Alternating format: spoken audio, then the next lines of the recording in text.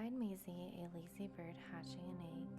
I'm tired and I'm bored, and I've kinks in my leg from just sitting here day after day.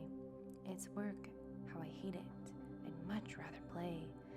I'd take a vacation, fly off for a rest. If I could find someone to stay on my nest. If I could find someone, I'd fly away free. Then Horton the elephant passed by her tree. Hello, called the lazy bird, smiling her best. You've nothing to do, and I do need a rest. Would you like to sit on the egg in my nest? The elephant laughed. Why, of all silly things, I haven't feathers and I haven't wings. Me on your egg? Why, that doesn't make sense. Your egg is so small, ma'am, and I'm so immense. Tut-tut, answered Maisie. I know you're not small, but I'm sure you can do it, no trouble at all. Just sit on it softly. You're gentle and kind. Come, be a good fellow. I know you won't mind. I can't, said the elephant. Please, begged the bird. I won't be gone long, sir. I give you my word. I'll hurry right back, where I'll never be missed. Very well, said the elephant, since you insist. You want a vacation, go fly off and take it. I'll sit on your egg and I'll try not to break it. I'll stay and be faithful, I mean what I say. Toodaloo, sang Maisie and fluttered away. The first thing to do, murmured Horton. Let's see.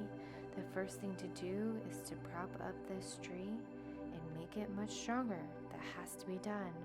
Before I get on it, I must weigh a ton. Then carefully, tenderly, gently he crept up the trunk to the nest where the little egg slept. Then Horton the elephant smiled. Now that's that. And he sat and he sat and he sat and he sat. And he sat all that day and he kept the egg warm and he sat all that night through a terrible storm. It poured and it lightened, it thundered, it rumbled. This isn't much fun, the poor elephant grumbled. I wish you'd come back, 'cause I'm cold and I'm wet. I hope that Maisie bird doesn't forget. But Maisie, by this time, was far beyond reach, enjoying the sunshine way off in Palm Beach, and having such fun, such a wonderful rest, decided she'd never go back to her nest. So Horton kept sitting there day after day, and soon it was autumn. The leaves blew away, and then came the winter, the snow and the sleet, and icicles hung from his trunk to his feet. But Horton kept sitting and said with a sneeze, I'll stay on this egg and I won't let it freeze. I meant what I said, and I said what I meant. An elephant's faithful 100%. So poor Horton sat there the whole winter through, and then came the springtime with troubles anew. His friends gathered round and they shouted with glee, Look, Horton, the elephant's up in a tree. They taunted, they teased him, they yelled, How absurd! Old Horton the elephant thinks he's a bird. They laughed and they laughed, then they all ran away, and Horton was lonely, he wanted to play. But he sat on the egg and continued to say, I meant what I said, and I said what I meant, an elephant's faithful 100%. No matter what happens, this egg must be tended. But poor Horton's troubles were far, far from ended. For a while Horton sat there, so faithful, so kind. 3 hunters came sneaking up softly behind.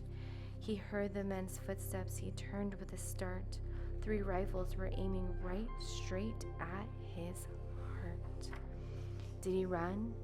He did not. Horton stayed on that nest. He held his head high and he threw at his chest.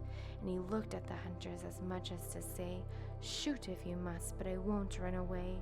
I meant what I said, and I said what I meant, an elephant's faithful 100%.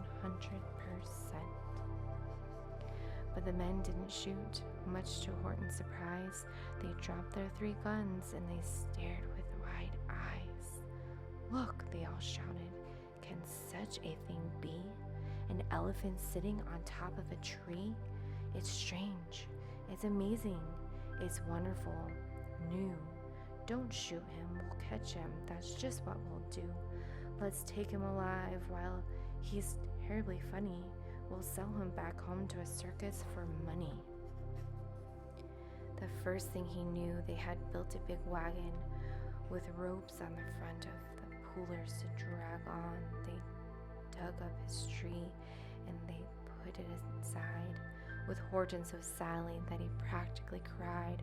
We're off, the men shouted, and off they all went, with Horton unhappy 100%. Up out of the jungle, up into the sky, up over the mountains 10,000 feet high, then down the mountains and down to the sea went the cart with elephant, egg, nest, and tree. Then out of the wagon onto a ship, out over the ocean, and oh, what a trip! Rolling and tossing and splashed with the spray. And Horton said day after day after day, I meant what I said, and I said what I meant, but oh, am I seasick 100%. After bobbing around for 2 weeks like a cork, they landed at last in the town of New York. All ashore, the men shouted, and down with a lurch went Horton, the elephant, still on his perch, tied onto a board that could scarcely hold him. Bump! Horton landed, and then the men sold him. Sold to the circus. Then week after week, they showed him to people at 10 cents a peek. They took him to Boston, to Kalamazoo, Chicago, Wickawan, and Washington too, to Dayton, Ohio, St. Paul, Minnesota, to Wichita, Kansas, to Drake, North Dakota, and everywhere thousands of folks flocked to see and laugh at an elephant up in a tree. Poor Horton grew sadder the farther he went, but he said, as he sat in the hot, noisy tent, I meant what I said, and I said what I meant, an elephant's faithful 100%. Then one day, the circus show happened to reach a town way down south, not so far from Palm Beach, and dawdling along way up high in the sky, who, of all people, should chance to fly by but that old good-for-nothing bird, Runaway Maisie, still on vacation and still just as lazy. And spying the flags and the tents just below, she's saying, what fun! Well, I'll go to the show. And she swooped from the clouds through an open tent door. Good gracious, gasped Maisie. I've seen you before. Poor Horton looked up with his face white as chalk. He started to speak, but before he could talk, there rang out the noisiest, ear-splitting squeaks from the egg that he sat on for 51 weeks. A thumping, a bumping, a wild, alive scratching. My egg, shouted Horton, my egg, why it's hatching. But it's mine, screamed the bird. When she heard the egg crack, the work was all done. Now she wanted it back. It's my egg, she sputtered. You stole it from me. Get off of my nest and get out of my tree. Poor Horton backed down with a sad, heavy heart. But at that very instant, the egg burst apart, and out of the pieces of red and white shell, from the egg that he'd sat on so long and so well, Horton the elephant saw something whiz. It had ears and a tail and a trunk just like his. And the people came shouting, what's all this about?